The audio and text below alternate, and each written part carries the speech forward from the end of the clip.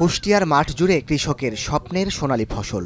বৈরী আবহাওয়া ও পোকামাকড়ের আক্রমণ না থাকা এবং পরিমিত বৃষ্টিপাতে চলতি মৌসুমে জেলায় বোরোর ফলন বেশ ভালো। তীব্র রোদ ও গরম উপেক্ষা করে কষ্টার্জিত ফসল ঘরে তুলতে কৃষকের এখন দিনভর ব্যস্ততা। ইতোমধ্যেই জেলার ৮০ ভাগ জমির ধান কাটা শেষ হয়েছে। কোনো ধরনের বিপত্তি ছাড়াই ধান ঘরে তুলতে পারায় খুশি কৃষক। ২-৩ বছরের ভিতরে এবছরে ধানের ফলনটা ভাই ভালো। পোকামাকড় কম, ঝড় বৃষ্টির আগে আমাদের ধানটা উঠছে। দেখা যাচ্ছে কেউ একটু কম হয়, কারো একটু বেশি হয়। এটা ধান চাষবাসের উপর সব কিছু নির্ভর। বিষ মিশিয়ে যেমন দেয় তার সেমন।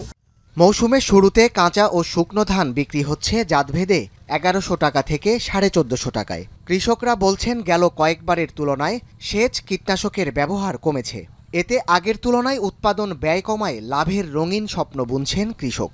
তবে মৌসুমের শুরুতে আশানুরূপ দাম পেলেও মধ্যস্বত্বভোগীদের দৌরাত্মে দরপতনের শঙ্কাও আছে।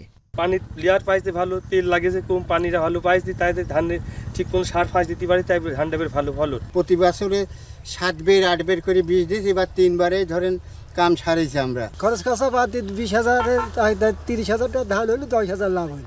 কৃষি সম্প্রসারণ অধিদপ্তরের তথ্য মতে চলতি মৌসুমে কুষ্টিয়া জেলায় ২,৩০,০০০ টনের বেশি বোরো উৎপাদনের লক্ষ্য নির্ধারণ করা হয়েছে, যার বাজার মূল্য প্রায় ১,০০০ কোটি টাকা।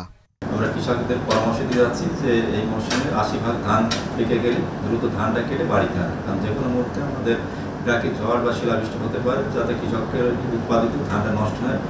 আবাদ ভালো হলেও লাভের বেশিরভাগ অংশ যেন মধ্যস্বত্বভোগীদের ঘরে না ওঠে, সে বিষয়ে হাটবাজারগুলোতে কঠোর নজরদারির দাবি সংশ্লিষ্টদের।